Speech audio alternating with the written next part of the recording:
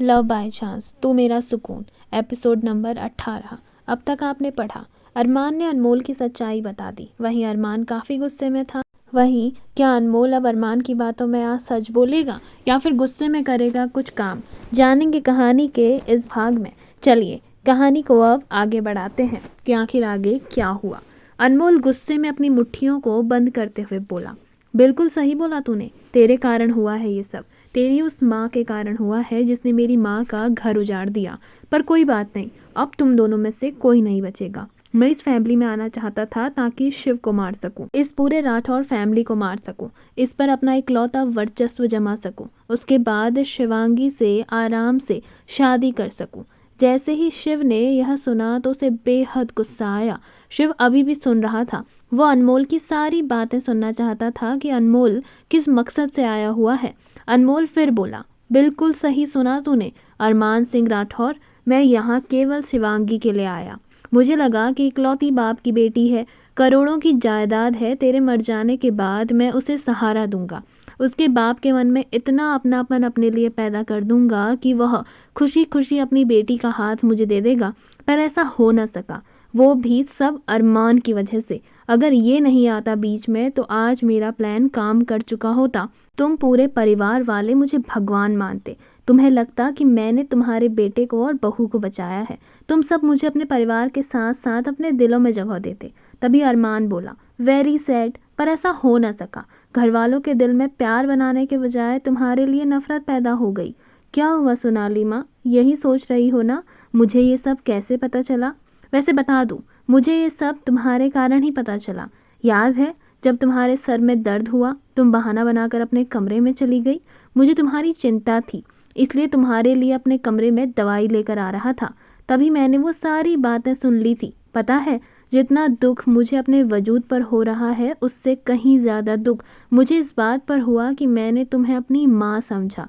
भले ही तुम मेरी सौतेली माँ हो, पर मैंने तो तुम्हें अपनी माँ समझा। तुम्हारे द्वारा बोली गई हर बात को अपनाया। तुम्हारे दुख में मैं दुखी होता था, तुम्हारे सुख में मैं सुखी। तुम्हारी खुशी मुझको सुख देती थी और तुम्हारा दुख मुझे अंदर तक जला देता था। पर जब मुझे ये सारा सच पता चला तो मेरे पैरों तले ज़मीन खिसक गई। मुझे यकीन नहीं हुआ कि माता भी सच में कुमाता हो सकती है। अरे तुमने तो अपने ही हाथों अपना घर तबाह किया। तभी सोनाली बोली, मैंने अपने हाथों अपना घर तबाह नहीं किया, बल्कि अब करूँगी। इतना कहकर सोनाली ने अपनी साड़ी में छोटी बंदूक निकाली और गोली चला दी। घर वाले कुछ तब तक कर पाते, गोली चल चुकी थी। शिव अपनी गन निकालता तब तक गोली रोहित के दिल के आर पार लग चुकी थी। रोहित वहीं ढेर हो चुका था। सोनाली हंसते हुए जोर जोर से बोली, मेरा बदला पूरा हुआ रोहित सिंह राठौर। इस सारे फसाद की जड़ तुम थे। मैंने तुम्हें ही खत्म कर दिया। इतना कहकर सोनाली ने अब एक और गोली चलाई। तब तक शिव की गोली चल चुकी थी जो सोनाली की छाती पर जा लगी। सोनाली की दूसरी गोली भी रोहित के सीने में लगी थी। रोहित वहीं जमीन पर ढेर हो गया तो सोनाली की बंदूक गिरते हुए जमीन पर गिर पड़ी। अनमोल ने जैसे ही ये सब देखा तो उसकी आंखों में खून उतर आया। अनमोल अपनी माँ की तरफ मुड़ा और अपनी माँ को पकड़ते हुए जोर से चिल्ला कर बोला। अनमोल बोला, माँ नहीं, ये नहीं हो सकता, आपको कुछ नहीं होगा, मैं आपको कुछ नहीं होने दूंगा। तभी सोनाली मुस्कुराते हुए अनमोल के चेहरे को छू कर बोली। सोनाली बोली, मुझे नहीं लगता कि कुछ ठीक हो सकता है, पर तुम इनमें से किसी को भी मत छोड़ना। इतना कहकर सोनाली ने अपना दम तोड़ दिया। वहीं घर वाले रोहित को देख रहे थे। तभी अपनी माँ को अपनी गोद में मरा हुआ देख अनमोल की आंखें गुस्से से लाल हो चुकी थी। तभी अनमोल ने अपनी कोट की जेब से गन निकाली और गन चला दी। घर वाले अभी भी रोहित को देख रहे थे, पर गन चल चुकी थी और बंदूक की गोली का निशाना शिव था, क्योंकि शिव ने ही सोनाली को मारा था। पर शिव तक बंदूक की गोली पहुंचती उससे पहले शिवांगी ने वो बंदूक अपने ऊपर ले ली। हर किसी की नज़रें शिवांगी की तरफ थी। शिवांगी ज़मीन पर गिर पड़ी। हर किसी की चीखें निकल चुकी थी। वहीं अनमोल ने दूसरी गोली चलाई। तब तक अरमान की गोली उसकी बंदूक से निकल चुकी थी। गोली सीधा जाके अनमोल के सर पर लगी और अनमोल द्वारा चलाई गई गोली जाकर अरमान के दिल के पास लगी। अरमान जो शिव को बचाने के लिए बीच में आ गया था, वह अनमोल की गोली का शिकार हो गया। जब घर वालों ने ये नज़ारा देखा तो हर कोई हैरान था। अरमान के साथ साथ शिवांगी भी ज़मीन पर गिर चुकी थी। शिव की पूरी फैमिली बेहद परेशान थी। अनमोल मर चुका था और शिवांगी और अरमान को अस्पताल ले जाया गया। इमरजेंसी में दोनों का इलाज हो रहा था। रोहित जी मारे जा चुके थे, उनके साथ साथ सोनाली और अनमोल भी मर चुके थे। शायद उन दोनों की किस्मत ही खराब थी। उन्होंने जो अपनी किस्मत लिखनी चाहिए थी वो लिख ना सके, क्योंकि होनी होके रहती है। समय का लिखा कभी नहीं बदला जा सकता, फिर चाहे तुम अपनी किस्मत को अपने तरीके से कितना ही बदलना क्यों ना चाहो, होता वही है जो पहले से निर्धारित किया जा चुका होता है। सोनाली जी ने जो चाहा था वो तो हो ना सका, पर उनकी मृत्यु पहले से तय थी, जो हो चुकी थी। साथ ही अनमोल भी मारा जा चुका था, पर अभी भी शिवांगी और अरमान दोनों की हालत बेहद नाजुक थी। रूही का रो रो के हाल बुरा था। उसे अपनी प्रेगनेंसी में ये सब कुछ देखना पड़ रहा था। डॉक्टर ने उसे स्ट्रेस लेने के लिए मना किया था, जिस कारण रूही को हल्के चक्कर आने लग गए। उसे अस्पताल में एडमिट कराया गया और डॉक्टर ने उसे उसी रूम में आराम करने के लिए कहा। पर ऐसी हालत में रूही शांत कहाँ रह सकती थी, जहां उसका पति काफ़ी सीरियस हालत में हो चुका हो और ज़िंदगी और मौत के बीच जूझ रहा हो। उस हालत में वो अपने दिमाग को कैसे शांत रखती। तभी राधिका जी ने डॉक्टर से कंसल्ट किया और रूही को आराम करने के लिए कहा। रूही को उसके बच्चे का दिलासा देते हुए राधिका जी ने उसे शांत कराया और यह विश्वास दिलाया कि अरमान को कुछ भी नहीं होगा। अरमान को डॉक्टर देख रहे थे, वह जल्दी ही ठीक हो जाएगा, पर इस समय उसका भी शांत रहना बहुत ज़रूरी था। उसके बच्चे पर इसका बुरा असर पड़ेगा। वहीं समय जी का भी रो रो के बुरा हाल था, पर वह अपने आप को मजबूत दिखाने की कोशिश कर रहे थे। देव की आंखों में आंसू भरे पड़े थे, उसकी आंखें रोने के कारण लाल हो चुकी थी। वहीं इशिता देव को समझा रही थी, सांत्वना दे रही थी कि शिवांगी ठीक हो जाएगी। अरमान और शिवांगी के लिए शिव ने बेस्ट से बेस्ट डॉक्टर बुलाए गए। सिंगापुर से डॉक्टर की एक पूरी टीम हॉस्पिटल पहुंच चुकी थी। थोड़ी ही देर में ऑपरेशन शुरू किया गया। शिवांगी की हालत नाजुक थी, पर उससे ज़्यादा नाजुक हालत अरमान की थी। शिवांगी को गोली छाती पर लगी थी और अरमान की गोली दिल के पास। थोड़ी देर ऑपरेशन सक्सेसफुल रहा, उसकी गोली निकाल दी गई, पर अभी भी शिवांगी बेहोश थी। ऑपरेशन थिएटर से डॉक्टर बाहर आए तो उन्होंने सबको यह न्यूज़ दी कि ऑपरेशन सक्सेसफुल रहा है, गोली निकाल ली गई है, लेकिन अभी भी कुछ कहा नहीं जा सकता क्योंकि उसकी हालत अभी भी सीरियस है, इसलिए 24 घंटे तक कुछ नहीं कहा जा सकता। शिवांगी अंडर ऑब्जर्वेशन में रखी हुई है, जहां जाना किसी को भी अलाउड नहीं था। हर कोई भगवान से प्रार्थना कर रहा था कि अरमान और शिवांगी दोनों ही सही सलामत घर लौट जाएं। वही शिवांगी का ऑपरेशन सफल रहा, पर हर किसी को चिंता थी तो अरमान की, क्योंकि गोली दिल के पास छू कर निकली हुई थी, बहुत पास। अगर ज़रा सी भी गड़बड़ होती तो अरमान के जान जाने के चांसेस 99% थे। केवल 1% ही अरमान बचा जा सकता था इसके थे। शिव ने डॉक्टर्स की टीम के लिए कोई कसर नहीं छोड़ी। सिंगापुर से 3 डॉक्टर्स की टीम बुलाई गई थी। बेस्ट हार्ट स्पेशलिस्ट, साथ ही बेस्ट सर्जन बुलाए गए, जिन्होंने शिवांगी के साथ साथ अरमान को भी ऑपरेट किया। 4 घंटे के ऑपरेशन के साथ अरमान के दिल के पास से गोली निकाली गई, पर अभी भी कुछ कहा नहीं जा सकता था। ऑपरेशन सक्सेसफुल तो रहा, पर अभी भी अरमान को होश नहीं आया था। डॉक्टर ऑपरेशन थिएटर से बाहर निकले और फैमिली को ऑपरेशन सफल रहा इसकी जानकारी देते हुए सीनियर डॉक्टर बोले, बधाई हो, हमने बुलेट निकाल ली है, लेकिन अभी भी कुछ कहा नहीं जा सकता। अरमान को अगर 4 घंटे के अंदर अंदर होश नहीं आया तो अरमान कोमा में जा सकता है। गोली दिल के बहुत नज़दीक लगी हुई है, जिस कारण निकालना इतना आसान नहीं था, पर गोली निकाली जा चुकी है। इस समय डॉक्टर से जितना हो सकता था वो सब किया गया, पर अब उन्हें दवा से ज़्यादा दुआओं की ज़रूरत है। भगवान से प्रार्थना करिए कि उन्हें जल्दी से जल्दी होश आ जाए, क्योंकि अगर ऐसा नहीं हुआ तो वो कोमा में जा सकते हैं, और कोमा में जाने का मतलब है एक जिंदा लाश। कोमा से वो कब बाहर आएंगे इसके बारे में कुछ नहीं कहा जा सकता। एंड मिस्टर राठौर, आपकी वाइफ ठीक है, उन्हें 24 घंटे में होश आ जाएगा, पर फिलहाल वो अंडर ऑब्जर्वेशन है और वो आपसे मिल नहीं सकते। तभी वहाँ रूही आ गई। रूही रोते हुए डॉक्टर से बोली, डॉक्टर, क्या मैं एक बार अपने पति को देख सकती हूँ? प्लीज़, मैं आपके आगे हाथ जोड़ती हूँ, मुझे बस एक बार अरमान को देखना है।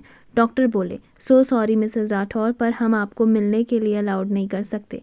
आप उन्हें दूर से देख सकती हैं, पर उनके पास नहीं जा सकती। Excuse me. इतना कहकर डॉक्टर वहाँ से चले गए। रूही इस समय रो रही थी।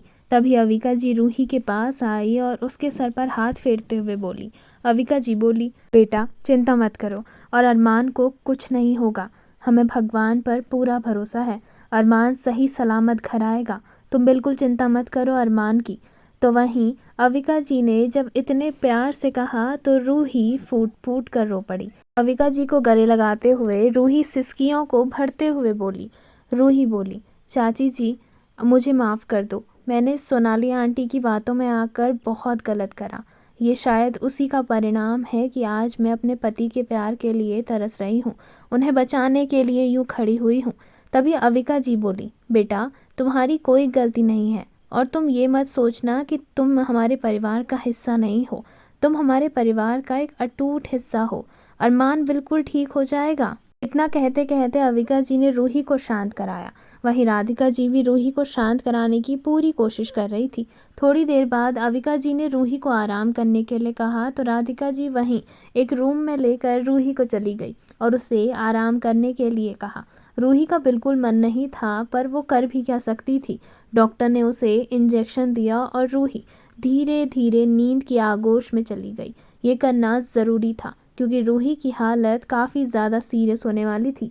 बात बिगड़े नहीं इसलिए राधिका जी ने डॉक्टर से कंसल्ट कर रूही को इंजेक्शन दिलवाया। घर वाले बस भगवान के आगे सर झुकाए खड़े थे कि वह अरमान को होश में ला दे, पर शायद अभी भी भगवान उनकी नहीं सुन रहे थे। 3 घंटे बीत चुके थे। पूरे परिवार के सभी लोग भगवान के आगे यूं ही बेसुध होकर बैठे हुए थे। हर किसी के दिल में एक ही अरदास थी कि अरमान ठीक हो जाए, उसे होश आ जाए, साथ ही में शिवांगी को भी जल्द से जल्द होश आ जाए। अब इसे भगवान का चमत्कार कहो या भगवान पर अटूट विश्वास, अरमान को होश आया और जैसे ही अरमान के होश आने की खबर घर वालों को पता चली तो सबके चेहरे पर खुशी की एक लहर दौड़ पड़ी। घर वाले रूम के बाहर आए तो देखा डॉक्टर अरमान को चेक कर रहे थे। डॉक्टर ने अरमान को कंप्लीट चेक किया और उसके बाद परिवार वालों के पास आए। सीनियर डॉक्टर बोले, कहा था ना मिस्टर राठौर कि डॉक्टर अपना काम करता है पर बचाना ईश्वर के हाथ में है। बधाई हो, आपका भाई ठीक है पर अभी भी जख्म काफ़ी है इसलिए उनकी काफ़ी केयर करनी होगी। ध्यान रखना कि उन्हें स्ट्रेस ना हो। साथ ही में उन्हें 1 हफ्ता हॉस्पिटल में रुकना पड़ेगा और आपकी वाइफ को भी। उसके बाद आप दोनों को घर ले जा सकते हैं। जैसे ही घर वालों ने यह सुना तो सबके चेहरे पर रौनक थी। सभी ने भगवान के हाथ जोड़े और शुक्रिया अदा किया। तभी अविका जी बोली, डॉक्टर हम अरमान से कब मिलेंगे? डॉक्टर बोले, आप लोग 15 मिनट में उनसे मिल सकते हैं। इतना कहकर डॉक्टर वहाँ से चुपचाप चले गए। घर पर सारी बलाएं, घर में हुई सारी प्रॉब्लम्स सब खत्म हो चुकी थी। इसलिए घर वालों ने सोचा कि एक पूजा कराई जाए जिससे घर में सुख शांति दोबारा बन जाए और आने वाले संकटों से मुक्ति मिल जाए। और यह पूजा शिवांगी और अरमान के घर आने के 2 दिन बाद होनी थी। सभी लोग बहुत खुश थे। शिवांगी और अरमान भी घर आ चुके थे। 1 हफ्ते का समय कैसे बीता किसी को पता ही नहीं चला। अरमान और रूही का रिश्ता भी सुधर रहा था। अरमान को अपनी गलती का एहसास हो चुका था जिसके लिए उसने सभी घर वालों से माफ़ी मांगी और घर वालों ने अरमान को माफ़ करके खुशी खुशी अपनाया। वहीं दादाजी अभी भी इस गिल्ट में थे कि उनकी वजह से ये सब हुआ। तभी घर वालों ने समझाया, स्पेशली सागर जी ने जब ओम जी को समझाया कि उनकी कोई गलती नहीं थी तो वो तो बस भला करना चाहते थे और बाकी जो किस्मत का लिखा हुआ होता है वो तो होकर रहता है। तब जाकर ओम जी अपने गिल्ट से बाहर आए। घर में काफ़ी खुशी का माहौल था। रूही की तबीयत भी ठीक हो रही थी। डॉक्टर ने उसे स्ट्रेस लेने के लिए मना किया था। रूही इस समय अपने आप को शांत रखने की पूरी कोशिश कर रही थी जिसमें उसका अरमान पूरा साथ दे रहा था। वहीं अरमान और रूही का हनीमून ट्रिप कैंसिल कर दिया गया। अरमान के प्रॉपर ठीक हो जाने के बाद सभी लोगों ने सोचा कि एक फैमिली ट्रिप पर जाया जाए। इससे घर का माहौल भी ठीक हो जाएगा और हर कोई फ्रेश फील करेगा। काफ़ी देर सोचने समझने के बाद हर किसी को एक नाम बहुत अच्छा लगा और हर किसी ने वहाँ जाना फाइनल करा। पर फैमिली ट्रिप से पहले सबसे पहले घर में एक पूजा होनी थी। अरमान और शिवांगी दोनों सोफे पर बैठे हुए थे। पंडित जी ने घर पर पहुंच चुके थे। थोड़ी ही देर में पूजा शुरू होने वाली थी। अरमान और शिवांगी को कोई भी काम करने के लिए प्रॉपर मना किया गया था और ये ऑर्डर शिव ने स्पेशली दोनों को दिया था। अरमान भी काफ़ी खुश था, हालांकि उसे कभी कभी थोड़ा बहुत गिल्ट होता कि उसने क्या किया है, पर शिव उसे संभाल लेता। शिव और अरमान के बीच की सारी दूरियां मिट चुकी थी। वह दोनों एक दूसरे पर जान छिड़कने लगे थे। घर पर पूजा शुरू हुई। अरमान रूही के साथ बैठा हुआ था तो वहीं शिव शिवांगी के साथ। दोनों ने जोड़ों में पूजा शुरू करी। घर की सुख शांति आपसी प्रेम के लिए यह पूजा रखी गई थी। सभी लोग बहुत खुश थे। थोड़ी देर बाद पूजा पूरी हुई, हवन हो चुका था। घर वाले काफ़ी खुश थे। घर में एक पॉजिटिव एनर्जी फील हो रही थी। वहीं देव और इशिता लंदन जा चुके थे। दोनों का इम्पोर्टेंट असाइनमेंट जो सबमिट होना था। देव बिजनेस के साथ साथ पढ़ाई भी कर रहा था और अपनी पढ़ाई में देव काफ़ी सीरियस था। वहीं इशिता भी बिजनेस की पढ़ाई कर रही थी और साथ ही में फैशन डिज़ाइनिंग का कोर्स भी। इशिता फैशन एंड डिज़ाइनिंग में अपना करियर सेट करना चाहती थी, जिसमें उसके माता पिता ने भी उसका काफ़ी साथ दिया। इशिता के माता पिता हरीश जी और स्मिता जी दोनों ही इशिता को पूरा सपोर्ट करते थे। हरीश जी की फैशन इंडस्ट्री में काफ़ी पहचान थी, क्योंकि उनकी एक कंपनी इवेंट मैनेजमेंट कंपनी थी और साथ ही में हरीश जी काफ़ी अन्य बिजनेस में भी इन्वॉल्व थे, जैसे कि रियल एस्टेट, फार्मा कंपनीज और अन्य काफ़ी कंपनीज हरीश जी ने संभाल कर रखी थी। यह कंपनी हरीश जी की खुद की कंपनी थी। वहीं इवेंट मैनेजमेंट कंपनी हरीश जी ने इशिता के नाम पर ही खोली थी। हरीश जी चाहते थे कि इशिता पढ़ाई कंप्लीट हो जाने के बाद इवेंट मैनेजमेंट कंपनी को ज्वाइन करे। इशिता ने भी यही सोचा था कि वह अपनी इस कंपनी में फैशन से रिलेटेड काम शुरू कर देगी, जिसमें उसका साथ उसकी मम्मी भी देने वाली थी। स्मिता जी भी एक वर्किंग वुमेन थी। हालांकि उन्होंने कुछ टाइम पहले ही कंपनी से ऑफ ले लिया था, लेकिन उनका दिमाग काफ़ी तेज़ था। बिजनेस की छोटी छोटी बारीकियां अभी भी हरीश जी अपनी पत्नी स्मिता जी के साथ डिस्कस करते थे। हर होने वाली मीटिंग के बारे में डिस्कशन अभी भी डिनर टेबल पर चलता रहता था। समय जी भी हरीश जी से लगातार टच में थे। आखिर कुछ दिनों बाद दोनों समधी जो बनने वाले थे।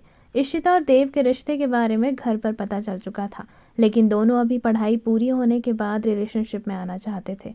इशिता और देव अभी अपने कॉलेज के टाइम के दिनों को जीना चाहते थे, जिसका उनकी फैमिली ने भी काफ़ी सपोर्ट किया। वो दोनों एडल्ट थे और अपने लिए क्या अच्छा है और क्या बुरा ये समझ सकते थे।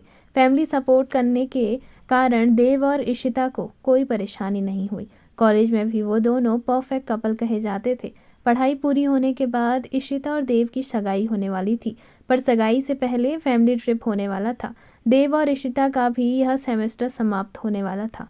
बहुत सोच समझकर घर वालों ने यह फैसला किया कि अगले महीने फिर ट्रिप पर जाया जाए। तब तक अरमान और शिवांगी दोनों पूरी तरीके से ठीक हो जाएंगे। धीरे धीरे समय बीत रहा था। शिव घर और ऑफिस दोनों को बहुत अच्छे से संभाल रहा था। इस समय उसकी जिम्मेदारी थोड़ा बढ़ गई थी। शिवांगी घर से ही कंपनी संभाल रही थी, लेकिन मीटिंग और बाकी की डील्स को शिव ही फाइनल कर रहा था। शिव और शिवांगी धीरे धीरे एक दूसरे के क्लोज आते जा रहे थे। वहीं शिवांगी और समय जी के बीच की भी दूरियां खत्म हो रही थी। शिवांगी ने समय जी को अपना पिता मान लिया था और उन दोनों के बीच की दूरियां मिट चुकी थी। वहीं अब देव भी धीरे धीरे खुद को बिजनेस में इन्वॉल्व करने लगा था। हालांकि पढ़ाई के साथ साथ अपने पिता की कंपनी को धीरे धीरे आगे बढ़ाने की वह पूरी कोशिश करता था, जिसमें उसका साथ समय जी दे रहे थे। समय जी ने उस कंपनी को देव को पूरी तरीके से हैंड ओवर कर दिया था, जो कि देव के पिता की थी और उसके मामा मामी द्वारा धोखे से हथिया ली गई थी। घर में खुशी का माहौल बन रहा था। धीरे धीरे हर कोई सोनाली को भूल चुका था। रोहित जी और सोनाली से घर वाले कोई रिश्ता नहीं रखना चाहते थे, इसलिए ना घर में सोनाली और रोहित की कोई फोटो थी, ना ही उनसे जुड़ी कोई याद। वहीं सोनाली के माता पिता भी बूढ़े हो चुके थे। उन्हें भी अब अपनी बेटी के खोने का कोई गम नहीं था। जब उन्हें पता चला कि उनकी बेटी ने क्या क्या किया है, तब से वह भी गिल्ट में रहने लगे थे, जिस कारण सोनाली जी की माँ की मृत्यु हो चुकी थी। वहीं सोनाली जी के पिता भी बीमार रहने लगे थे। अविका को माता पिता का प्यार जितना सोनाली के माता पिता से मिला, उतना शायद ही उन्हें अपने माता पिता से मिला होगा। सोनाली के माता पिता ने कभी भी अविका जी और सोनाली में भेदभाव नहीं किया, और करते भी कैसे? आखिर सोनाली की माँ और अविका की माँ जुड़वा बहनें थी, इसलिए दोनों ने हमेशा बहनों से ज़्यादा प्यार रहा।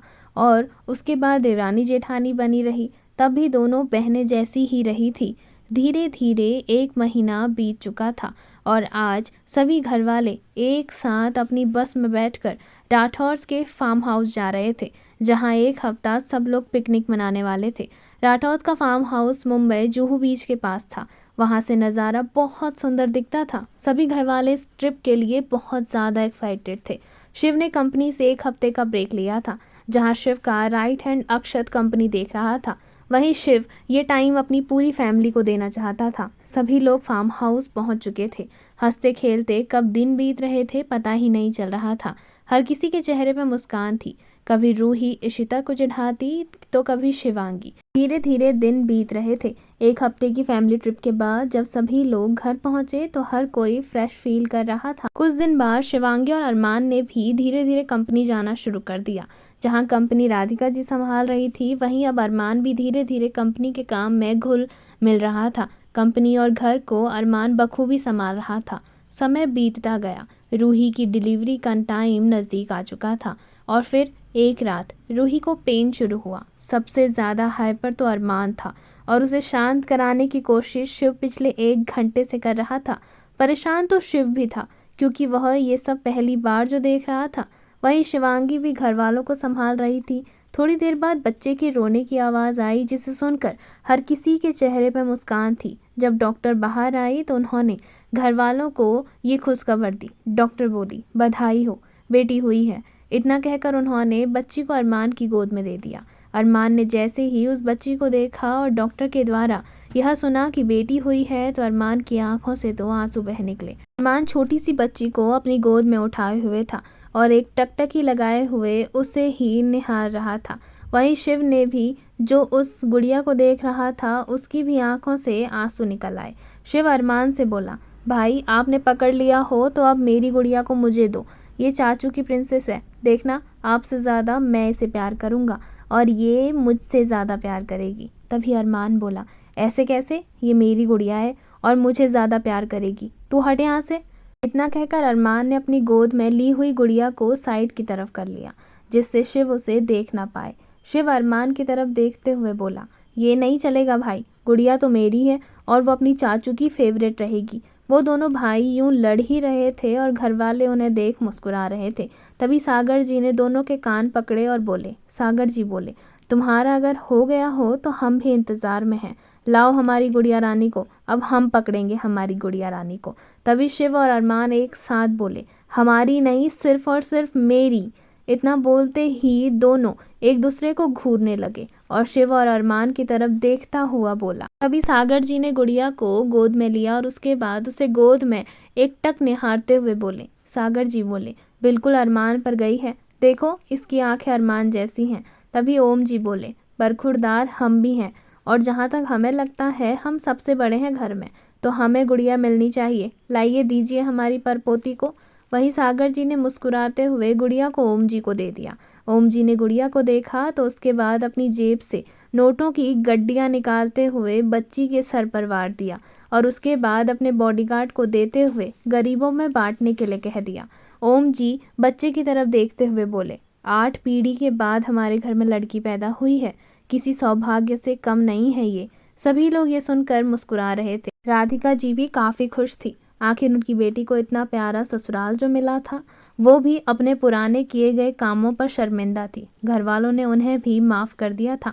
आखिर उन्होंने जो कुछ भी किया अपनी बेटी की खुशी के लिए ही तो किया था।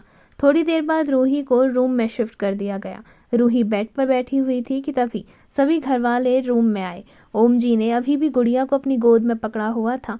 ओम जी रूही के पास आए और अपने हाथ में पकड़ी हुई गुड़िया को रूही को देते हुए बोले। ओम जी बोले, तुम्हारा बहुत बहुत धन्यवाद बेटा, तुमने हमारे घर को एक अनमोल सा तोहफा दिया है। इतना कहकर ओम जी ने अपनी जेब से नोटों की एक और गड्डी निकाली और उसे रूही के सर पर फेरते हुए नर्स को दे दिया और कहा।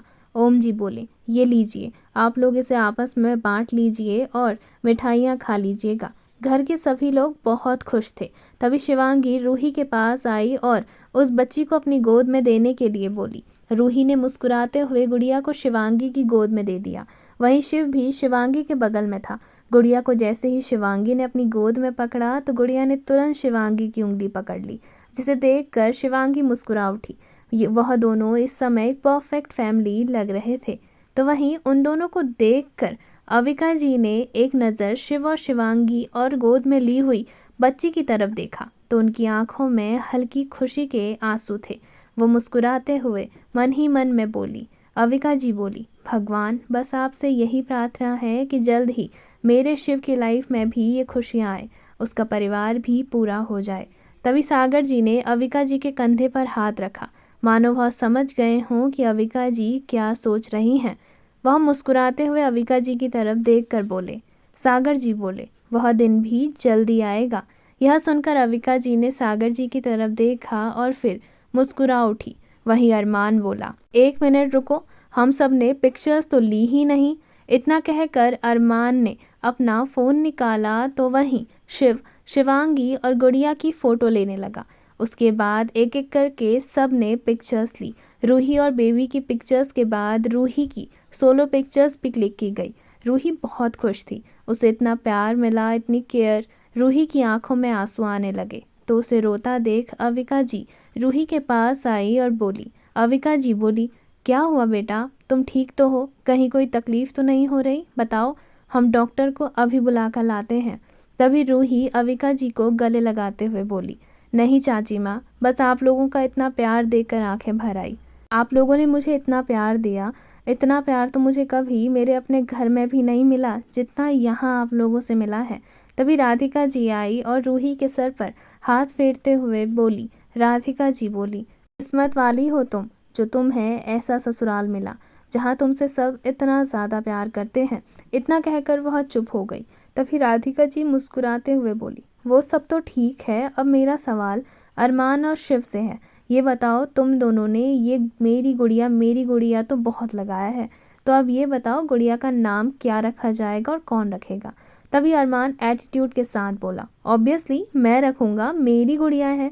तभी शिव अरमान को हल्का पुश करते हुए बोला, आपकी गुड़िया होगी सपनों में, मैं रखूँगा आंटी मेरी गुड़िया का नाम, और वैसे भी गुड़िया हमेशा चाचू की फेवरेट होती है, तो चाचू नाम रखेंगे। इतना कहकर शिव ने रूही की तरफ देखा तो रूही ने मुस्कुराते हुए हाँ में सर हिलाया, जिसे देखकर अरमान चिढ़ गया। अरमान बोला, वाह, देवर को देखकर पति की कोई इज्जत नहीं है।